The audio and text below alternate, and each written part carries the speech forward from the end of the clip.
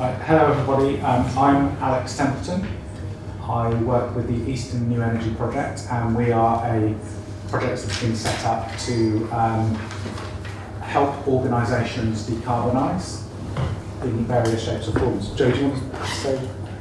Yeah, sure. So I'm Jo Sutherwood. I'm working with Alex on Eastern New Energy, and we're helping businesses, organisations, community groups and parishes to decarbonise. So we're looking today to talk to you about the kind of things that we can offer under the Eastern New Energy project, but we're also really keen to hear from you about what kind of challenges you're facing so that we can try and tailor some of our services to overcome some of those barriers. Right, thanks, Jo. So I'll just talk a bit about how this project came across, and basically once we've talked about how the project came into being and what we think we might do, basically we want to make it an open discussion. We want to hear from you what your challenges are and what you want. So as part of our wider work, the project is looking at rapid decarbonisation, helping organisations decarbonise quickly, efficiently, cost effectively. As part of our work, we wound up talking with a number of parishes, and there was a common theme started emerging. It's one that parishes actually had, because of their local connectivity and their local knowledge, they could be really useful, or they could play a big part in decarbonisation. They could be catalysts in their local area. But it also became clear that they were disconnected from their districts and their counties and their combined authorities. And there was quite a lot of support out there, but a lot of it was a bit confusing or disorganised or stop-start. And they didn't, or in our conversations, that you didn't have the right tools that you needed. So, and there were some common themes emerging as well, as there were struggles with large solar developers who wanted to bring great big projects and plonk them down close to villages, and then give the village a little bit of money, and there wasn't much negotiation. It was, and the same with housing developers. So, what our job, or what we've been asked to do, is come and talk with you and tell us some of the things that we can do for you and some of the things that we might do together. And the things that we can do for you is we can do, if you have a discrete project, for example, a village hall that you want to put a sort of solar on and an electric charging point, or you have a school that you're responsible for, we can help you with feasibility studies, we can help you look for funding, we can help you with a variety of things. It's up to you to say. So technical feasibility for you, we could do that for specific projects.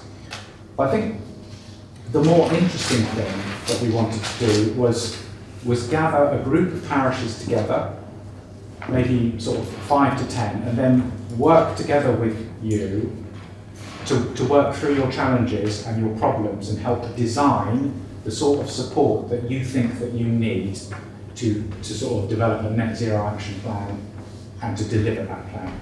So that's the bit I think we're really more interested in. And we've had brief discussions with the National Association of Local Councils and the County Council about that. So there's a lot of support for that idea. If we can collectively design what you need, part of it we can do within our project, and the parts that we can't do within our project, we can work as a team to go get additional funding to develop this and pilot it.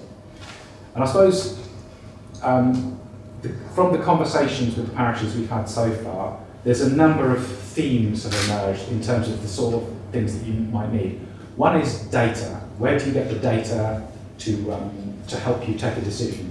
I know that there are certain sorts of data that are available to parishes through subscription services, but what more information do you need around carbon, around tree planting, around helping farmers capture carbon through changing their farming practices, through sort of where the national grid is or where the local grid is, and where projects might go that might easily plug into those grids. So there's a data and information challenge, and you need better data so you can make plans and take action. A second theme that emerged was a lot of parishes wanted more information on carbon. It's a carbon literacy thing, like how energy and carbon interacts, how you might better use that knowledge to sort of plan and deliver net zero action plans. Support with shaping neighbourhood plans. How do you get a neighbourhood plan so it enables net zero delivery? Engaging with stakeholders. A lot of the stakeholders got different needs. A business has a different need to a farm, has a different need to a school, and then who are the people coming in doing the development? How do you engage with housing developers? How do you engage with solar developers or other developers? So that was another theme. And a number of parishes, especially down in Cornwall, where we've done quite a lot of pilot work, is a lot of the parishes down there. Cornwall's a very independent-minded place. They want to start taking control of their own solar and housing developments. So instead of facilitating the planning of a solar development, they want to do their own solar development. So that's creating community assets, creating community wealth. So the wealth generated by the housing and energy projects stays within the community. Finance. Net zero is going to cost we're talking about renewing or editing every bit of infrastructure that we do over the next 30 years. And about half of that has to happen in the next 8.5 years if we're going to stay on track with the 1.5 degree target. So there's an awful lot of money that we need. And I know many parishes have got access to the Public Works Loan Board, but there's going to be a lot more money, and that needs to be, you need to work, or in our view, it makes sense to work with districts and counties and local authority pension funds and try sort of developing funnels so that money can much more easily get from where it is now to where it needs to be to deliver these projects. Another key theme in discussions is capturing carbon using nature-based solutions. So it's tree planting, it's helping farmers farm differently to capture carbon in soil, it's peat bog restoration, it's salt marsh reclamation, and other more interesting and unusual ways of using nature to capture and store carbon. And the final thing is who's doing what where. There are many parishes, many community groups. Who's got a great idea? Who's already doing it, and how can we copy it? Instead of it just happening in some parish in some hostel, why can't we all know about it? So those are the key themes that are emerging.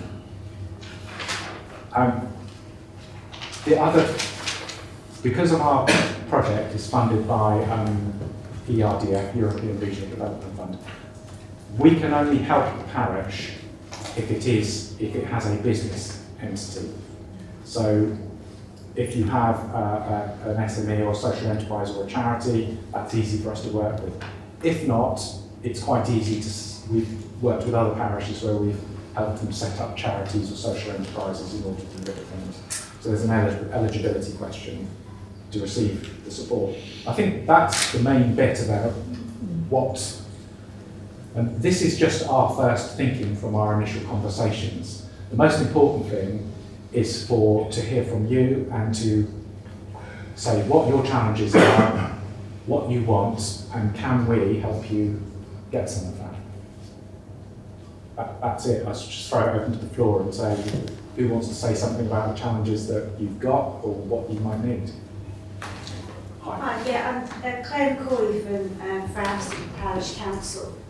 I think you sort of touched on this briefly, but for me, one big thing is I think we need a one-stop shop, because we've got yourselves here, we've heard from the community rural energy setup, and as far as I can make out, every parish is reinventing the wheel. Yes. And it's such a waste of time and energy. And I think that needs to stop if we're going to make any decent progress in this. So they are part of our, the Rural Community Energy Fund and Community Energy Staff, they're part of our team.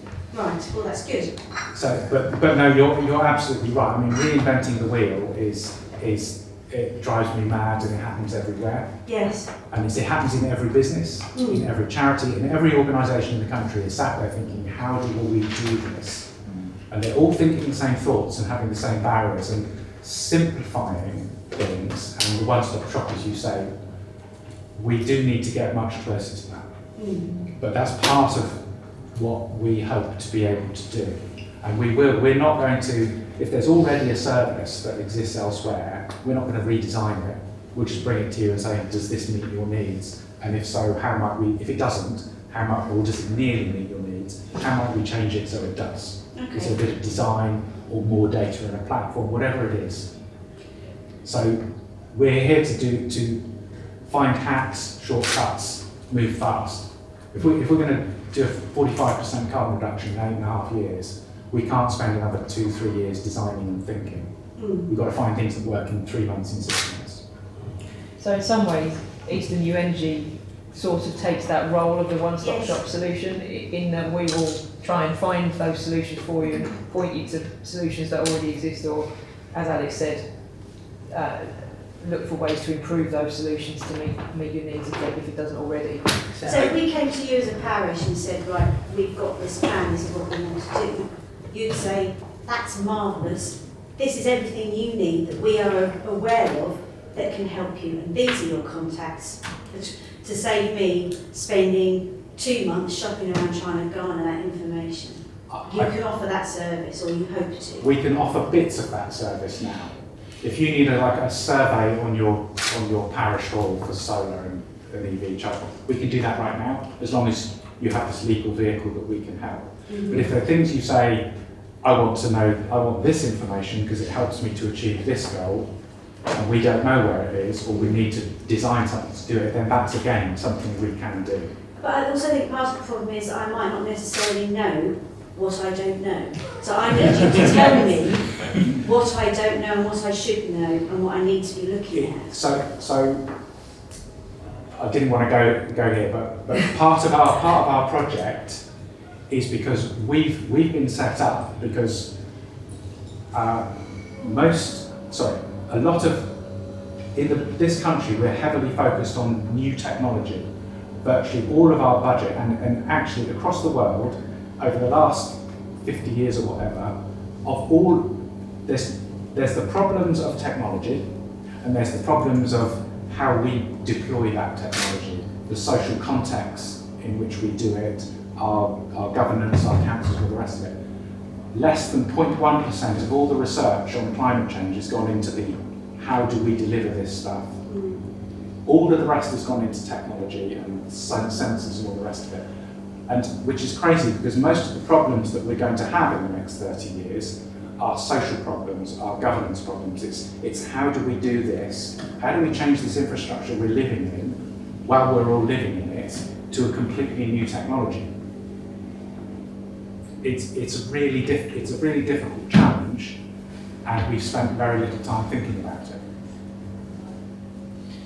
But yeah, to build on what Alex said, I think that there is a lot of expertise within our partnership within Eastern New Energy. We've got lots of partners with expertise in lots of different sectors who've helped lots of different types of organisations who would be able to perhaps look at a plan and say, well, yeah, this looks great, but have you considered this other thing? So there might be an element of, yeah, we can advise on things that you don't know about if that expertise sits within our partnership, and partnership is broad and there's a lot of expertise there. So yeah, there's some of that we can do.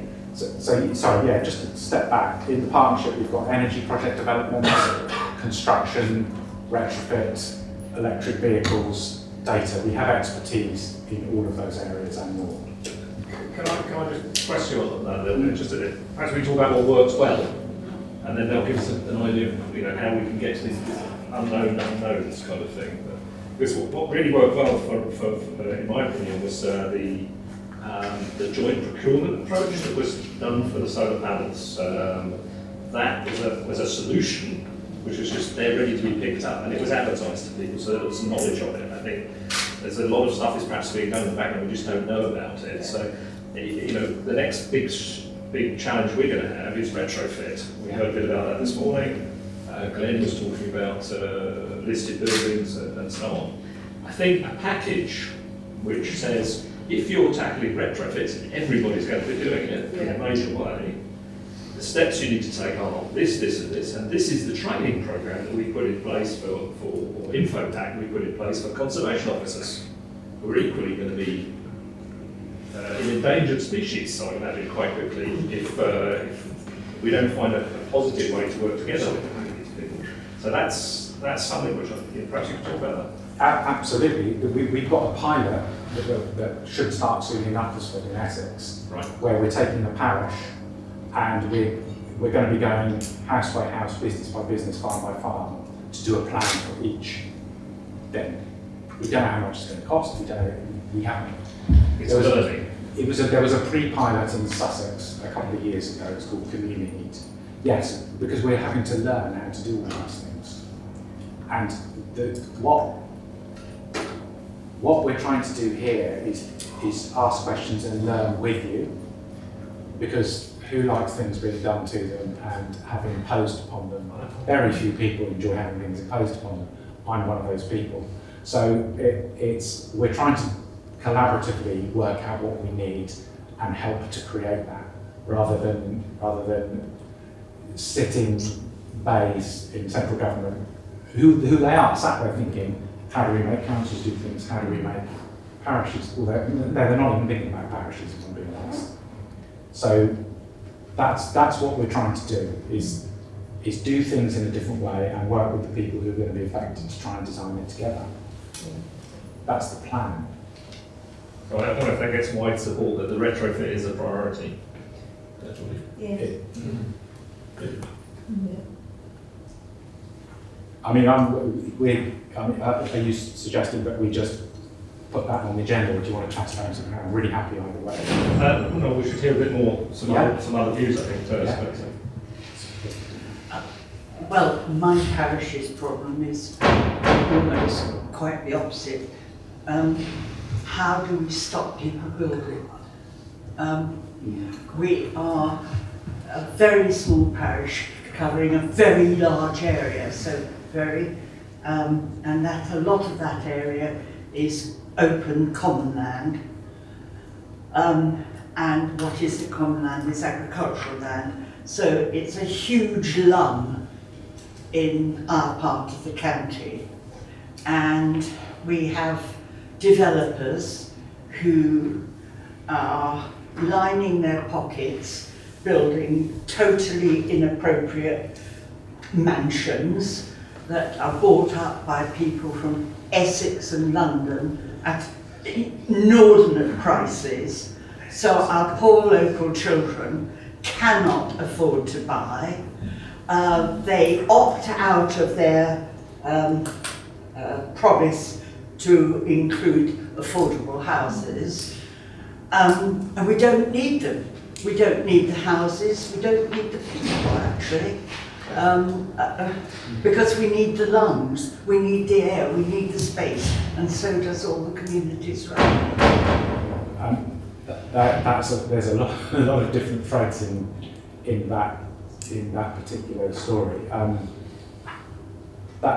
It just occurred to me, and I hadn't thought of it before, is that some parishes may opt, or decide they want to opt to be rewilding areas, or mainly rewilding areas, and their contribution to the whole is a very different one to a local authority, to a parish that maybe is quite happy to host a large solar farm, and maybe there's a trade-off or a connection between them where everything that we need is achieved, but in different places by But the negotiation. solar farm and what we've got are not incompatible. They're not incompatible. It's these wretched houses. They are the problem because they're changing the whole nature, and they're excluding young people and people on lower incomes. I don't know how that might feed into Or it. is this just a social thing and So- not a green thing? It's not an energy thing, is it? Part of that Well, kind it is. part of it kind of feeds into the local planning frameworks as well, the planning policies, and part of the problem is around giving the people who are making decisions around planning application knowledge of what their powers are and what restrictions they can put on those developers, to say, actually, no, you need to go away and rethink this development because it doesn't fit with our vision for the community. That's another And it problem, is raises to the bring, question of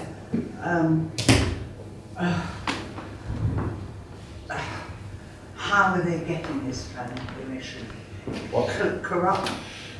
Really I think corruption is probably outside of the scope of our But well, maybe not. I think But, it would be nice to actually there are some area. limitations on power on what can be achieved, but yeah. Sorry. As a district councillor, can I just say that I do sympathise with elements of what you're saying there, and I think that, you know, perhaps through neighbourhood planning, you can try and protect areas of green space, and there may be some legislation around open space that can help you to protect things like common land, and maybe implement or create bylaws around planning on common land as well.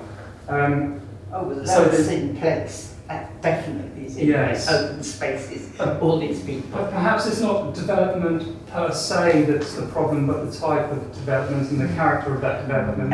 And I think that's where neighbourhood planning can be a benefit if you want to protect the green space. Can I just, sorry, that's a really interesting point. I think the way we approached it in a parish in Cornwall it's one village with a housing waiting list of 240 families.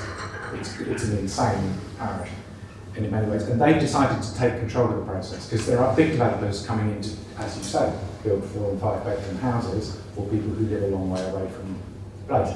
Whereas the people who need the housing need 1 and 2 bedroom places, and they're very local, and those local people are driven further away, specifically to a big field with loads of caravans on it, which is anyway, better. But what they're trying to do is take control of the process, partly through the neighbourhood plan, and because they've got their own very detailed assessments of housing need, which are more detailed than the ones that MHCLG and Homes England and the council need. They know exactly what they need, and they're going to develop their own housing to meet the needs. They're taking control of that process, and by controlling that process, they drive out all of the other developers, because the other developers can't provide any evidence of housing need. So I think there are approaches that can be explored to potentially help your parish get closer to what it wants.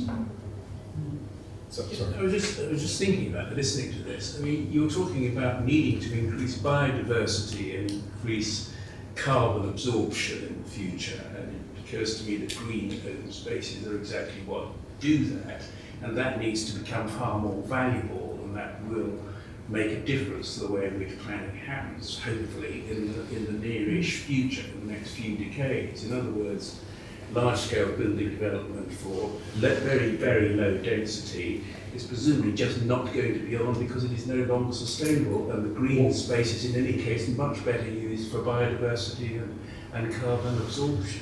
I think we're fairly unimaginative in this country about how we solve problems. And so, for example, in Wales, they've got the One Planet Development Act and the Wellbeing of Future Generations Act.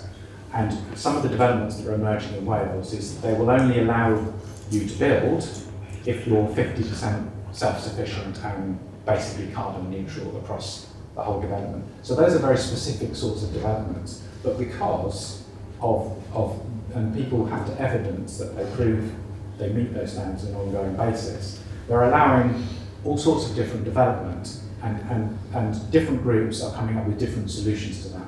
So they've enabled a very innovative approach, and we're now got a number of developments in Wales that we can study and go, okay, this is actually this is a biodiversity positive development that meets the housing needs of the local community, and so on and so forth. So I think that we're very used to this country to the model of a developer comes in, a commercial developer comes in, pushes the boundaries of what they can achieve, make as much money as they can, extract that money, go off and do it somewhere else. There are different models, but we need to be organised, or not we, local communities and groups need to be organised in order to to deliver that. Sorry, go on. Just to add to what you're saying, and perhaps some people agree, perhaps people will not agree, but I also think that in the UK we have to sort of start thinking about the European sort of style of development through perhaps gentle densification, i.e.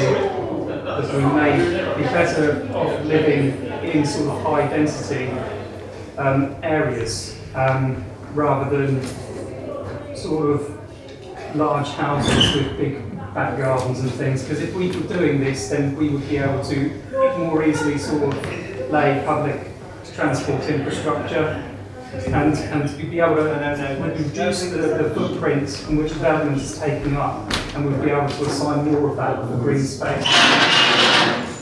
But I wonder if I can take the conversation on a slightly different direction. Now, where I'm coming from as a district councillor in this meeting is I'm trying to persuade 3 parish councils to vote for, or just, I would say, to declare a climate change emergency. And the parish councils come back to me with the very same question every time. What can we do as a parish council to make a difference? Now, I'm probably several steps behind everyone else in the room here, although I've heard some very good ideas already in other sessions and in this meeting. But what do you personally think perhaps are the top 3 or 5 things that a parish of around 500 to 1,000 residents could do very effectively and importantly without a huge level of cost? Well, I suppose I'd respond, it depends who's paying the cost. Because I think that, like the housing model we're looking at in Cornwall, the community aren't paying it.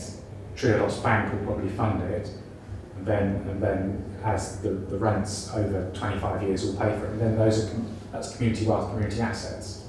No money's changing hands at that local level. What are the things? It really depends from parish to parish, in my limited experience. But I suppose declaring a climate emergency, getting a neighbourhood plan in place, bringing everyone together. Because again, the experience in Cornwall, some parishes and communities are very separate, whereas some are very, very close together. It just varies from place to place.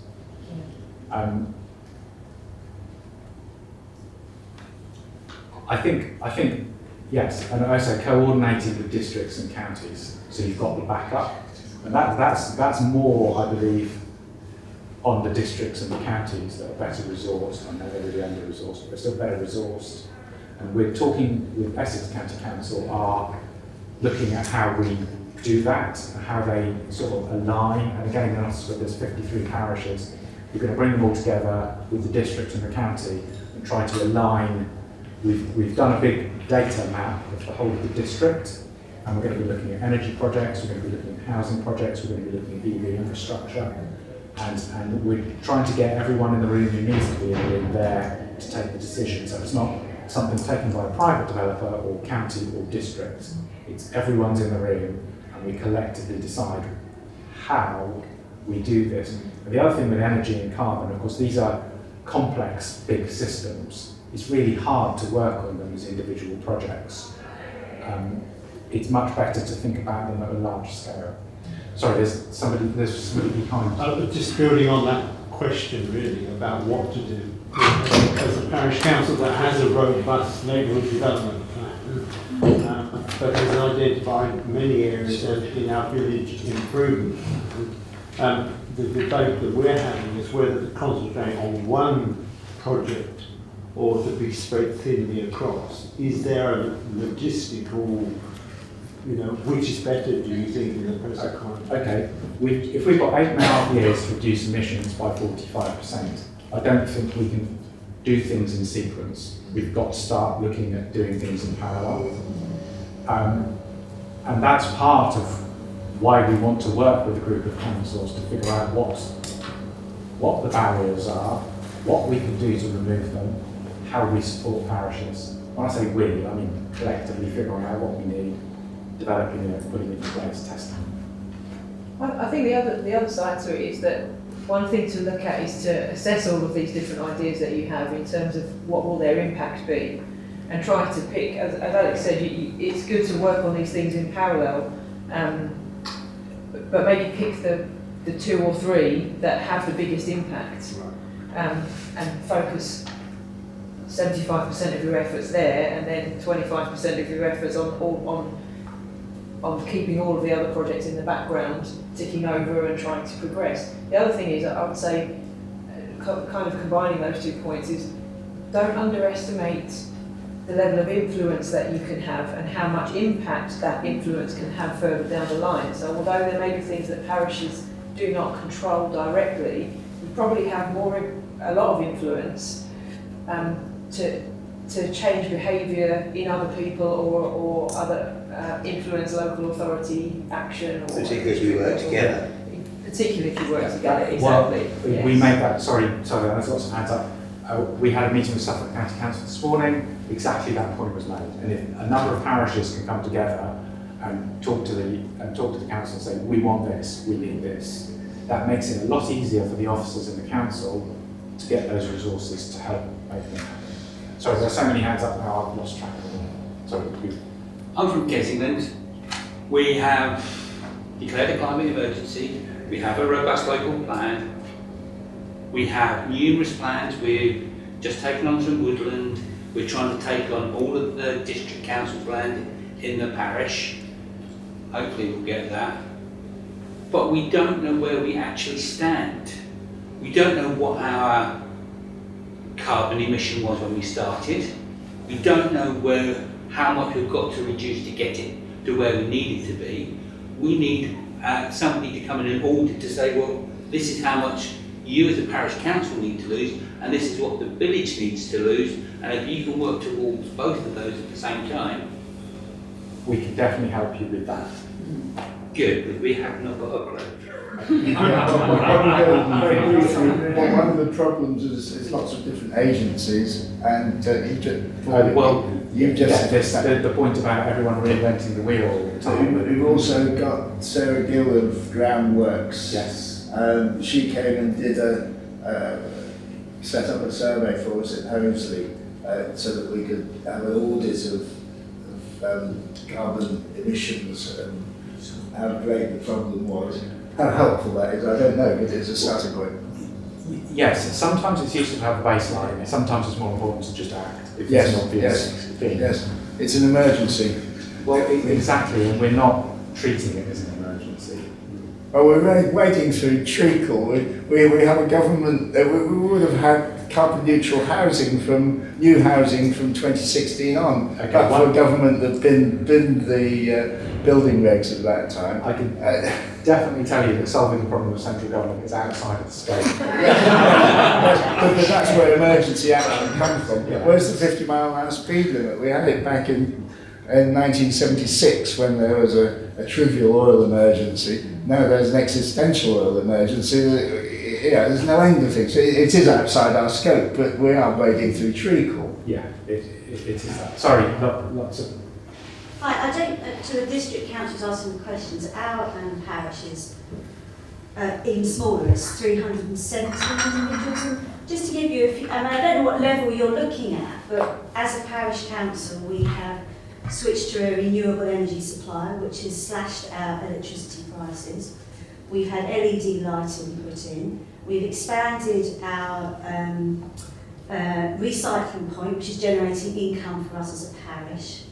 And then next month we're having our Sustainable Framston meeting, where we've got a list of things from recycle more through to generating community energy, through to lobbying at local, national and international level, just as ideas to say these are the practical things that as a community or as an individual you can be doing. Because there's a lot of talk and what we actually need is people doing stuff.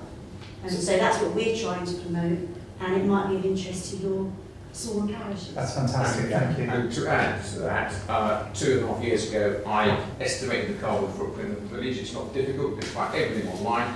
So 135 houses, 2,000 tonnes, 14 tonnes per house, and then you can start breaking that down into where it's coming from, oil or heating or lighting or whatever, and you can start to say where it's going. But what I'd like to ask you is your project targeted at making a parish, well, it sounds like to me you're working all over the place.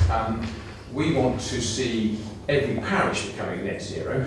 Yes. Yeah? But there's are you going to be working with every aspect of everybody's life to get there? Because that's the only way you're going to do it. That's a fantastic question. And business within that parish. Oh yeah, no, I think businesses and farms are crucial because they tend to emit. I think this is one of these things where we need to do it to find out what works. Well, so what you've actually got to do is actually relocalise virtually every service that a human consumes.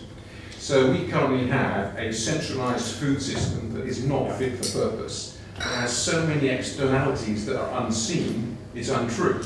A wall of plastic in every supermarket is not a fit service for this country. And so it's a problem for the most of the world, actually, the Western world, the Western economic developed world have got into this rut, which is actually a trap.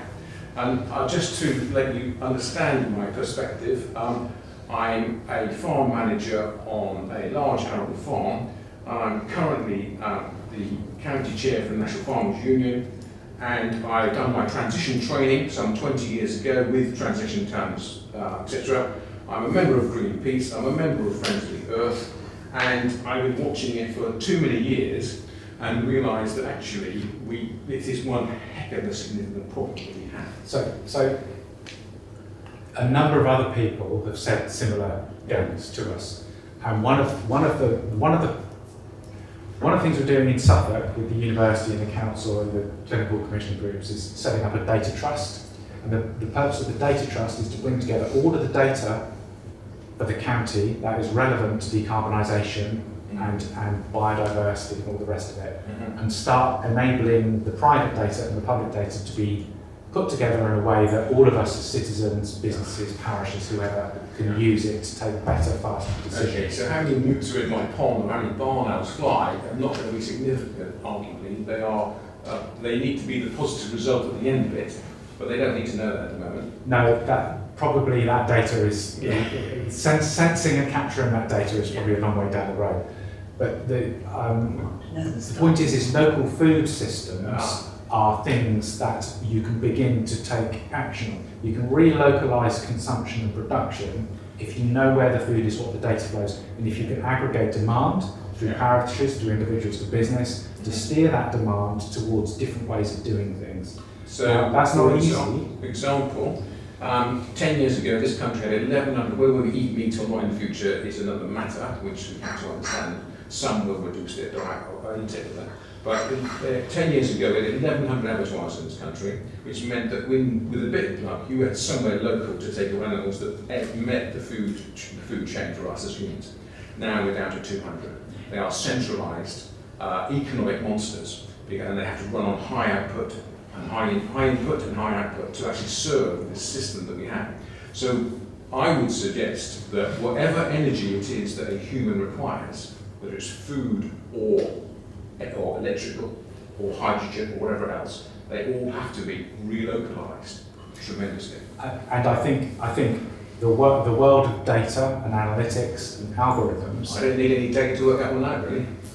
I think that it's got potential to do that.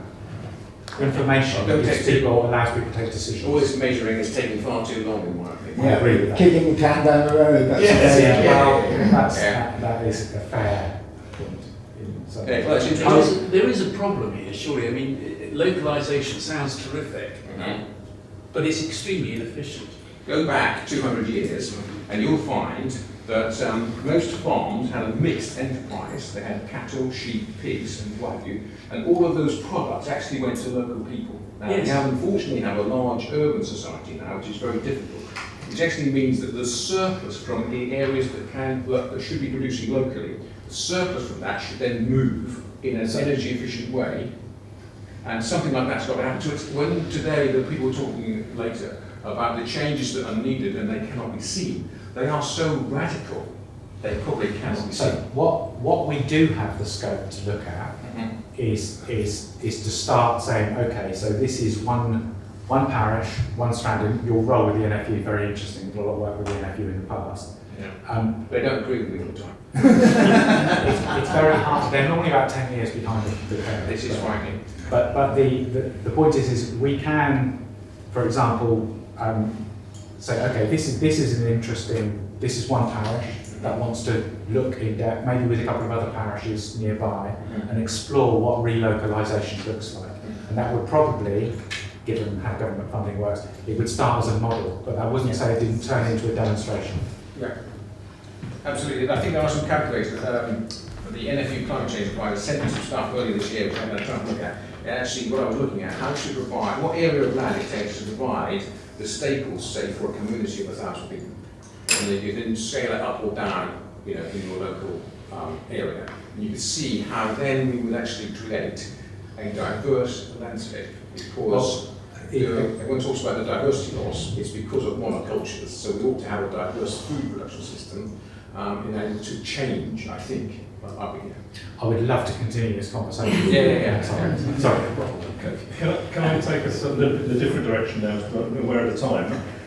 You talked about what it was we needed some help with or whatever, and you know, typically in the example for us, we're in Bilston, and we're trying to do a district heating system for the village. It's quite a compact village, so we think centralised heat source out of softened fire may be a good solution for us. And the people we are getting who are volunteering to help us to work with this, and it's going to be a very interesting project, I think, following this through, tend to be older, retired folk or whatever. Is there some ideas, or have you done some thinking about how getting us access to some younger people to come in and follow that transition that we're doing?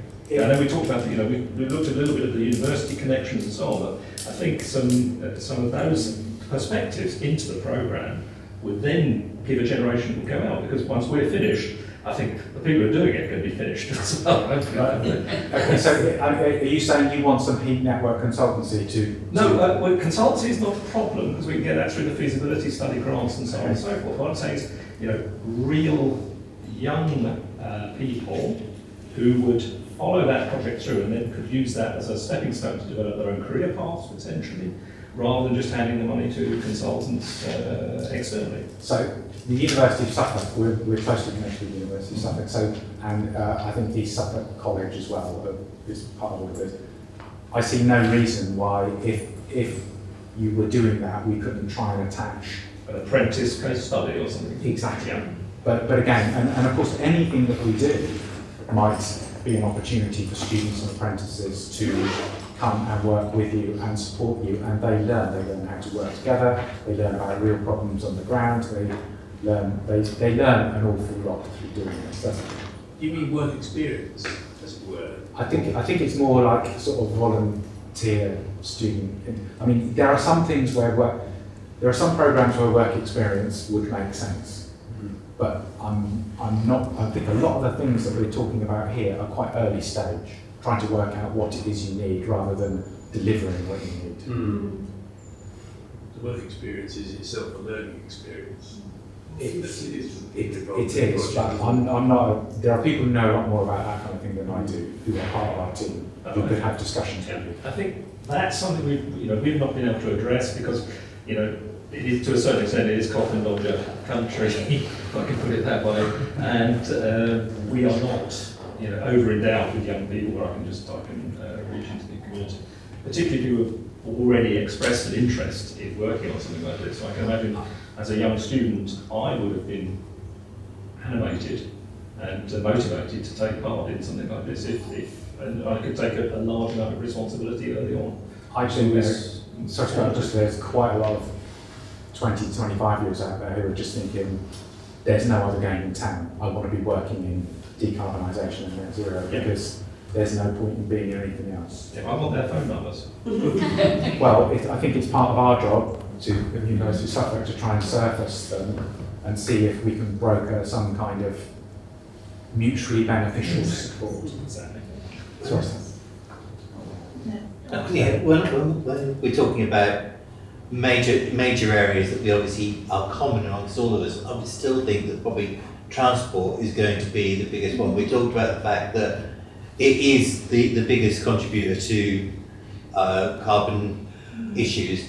Even if we move towards electric vehicles, we're still going to have all the waste from the wear of tyres and microplastics that come out of that type of thing. So where are we going to look at trying to come up with an organised policy? Because we we become so much encouraged in our areas to actually use your own car all the time because of poor public transport. It's a catch-22 situation that public transport doesn't get supplied because it isn't profitable to run it, but it isn't profitable to run it until you actually got people who think that it's better to use that than to use your own vehicle. And we all have to drive to be here today. And I think that's a particularly difficult problem. But it is county level as much as anything, isn't well, it? It's national, but yeah. I think from a parish perspective, that's probably one of the hardest problems to crack. You know, active travel planning. You know, we're talking to put a cycle infrastructure network in place going to take 30 years. But it's an interesting one because in East Suffolk, every single one of their community partnerships has put transport as one of the top 3 issues. I must admit, I think that's one of the hardest things that we might look at.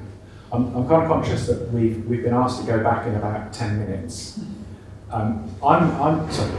Can I just ask what links you have with SARC?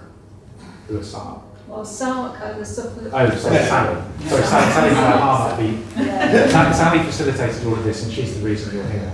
Yeah, because I'm a district councillor and I'm very concerned about the relationship, if you like, between SARC and the parish councils. Can you remind me what SARC is? Suffolk Association of Local Councils. What can I ask you to describe your concerns? Yes, well, every parish council, if they are contributing, they pay an annual, I think you can confirm for me, you're paying an annual fee, don't you? And it's, for me, it's, I'm looking at, because I'm chair of review and scrutiny, I'm looking at whether that is value for money for parish councils, whether you feel that they feel that they get the value. And what I'm asking in relation to today is what part they are playing in either supporting parish councils. Do you mind me asking you a question? Why is the district council actually asking about whether value for money being members of SALC is? Because I am concerned about the support. But I'm sorry, that's not really a district council to consider our membership. Sorry, that's we're getting slightly off the topic while we're here. Can I just say that that our project is emerged from SALC's. So everything that we do and the funding that we bring in support to parishes, and we do over the next year and a half, that has been enabled and that comes from SALC. So what then, can I ask then, what information and communication around this subject has been distributed to parish councils? Nothing yet, because this is the first meeting and the first... Because that's what we're looking, I think that's what we're looking for. Okay, I don't know if anyone's else got anything to say. But you can't actually go back to the district councils from whence you stem ultimately until they get a suitable vehicle, charity or a community company. No, so to support a parish, we do need the parish must have a legal vehicle. Yes, that's my point. Although you came from the pure parish councils through SALC, you can't actually go back to the parish council per se.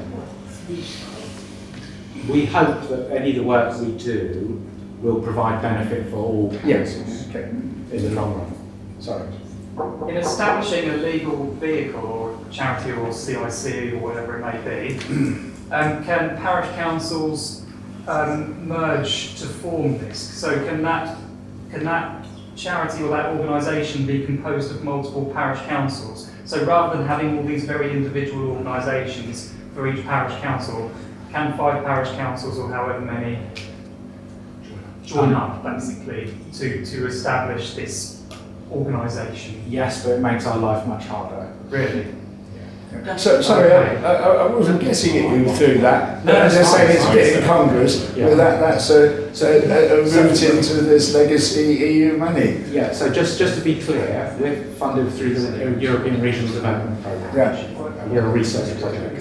The reason it's taken so long to be where we are is we were proposing to do very different things to typical research projects and look at problems in a very different way, and it took a long time for the project to be approved, which is why we're so late in delivering.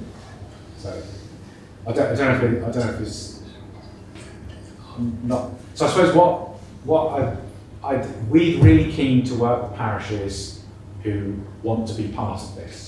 Whether you've got a specific project that we can support and do a survey for, or you want to help us work with us to design the things that parishes need. So hopefully you don't mind us emailing you or contacting you from this. I'd like to join you. Brilliant, you're in. Yes, but this is where South Covering comes in, because they're in a position to open up a field of communication between different parishes to form these informal groups of people. Sorry. I'm a town councillor and a clerk in a couple of small parishes, and just in defence of South, I'm a member of South, they have set up a number of recently webinars open to all parishes to join, and out of that, and I took part in that, and out of that there was a sort of informal network of parishes that are interested in climate change issues that are on a mailing list. Yeah, so South are facilitating quite a lot of learning that's going on, so I must say I'm grateful to that. Yeah. As is South's equivalent in Essex and Norfolk, who we're also talking with. So, sorry. Have you got enough people that you can attend a big meeting if we arrange a meeting between a couple of parishes, of parish councils, village associations, village hall people, that sort of thing? Have you got? Are you able to come and attend and give a talk about this? I would have thought so, yes. I don't want to confirm for definite right this moment, So, but in principle, yes. Do you think that ought to be the first meeting of this kind, or do you think we should have one first to put the feelers out? I think what our bosses would prefer is we have everyone who's interested, we have a one-to-one discussion with them online, and then we just get a little bit more information on you, check eligibility, all the rest of it. And then once we've got 10 or more parishes that want to be part of this, then we all get together, whether it's online or in real life, depending on COVID and everything else. And by having those one-to-one discussions first, we can spot where the parallels are between the parishes and perhaps put 3 or 4 together who are interested in the same thing, and then another 3 or 4 who are interested in something different, so we can spot those links, start to make them. So if you're having 10 parishes together, you wouldn't be able to discuss individual things much, would you? Well, I think the plan is if we talk to 10, I mean, in an ideal world, we might talk to 30. But then we parishes that are interested in the same things, we can have discussion on themes. So if it's neighbourhood planning, we might have a discussion on neighbourhood planning. If it's developing your own housing, we might have a housing development discussion. So those, or we do whatever suits everyone. And maybe it is the case we all get together in a big room and talk. We're flexible here to whatever you feel is the best way of doing it. We've got to do our bit on our side, but making it easy for you is part of that. So for those of us who are interested in working with you, how are you going to start that? How can we have your contact details with this? Will you go to South? Either go to South, or if you've got your names on those sheets, we're going to. I know we can ask for emails on those sheets, but we can get the emails. Yeah, fine, do that. So just email everyone and say, right, just a little bit more information on us and the project, and we'll just take it from there.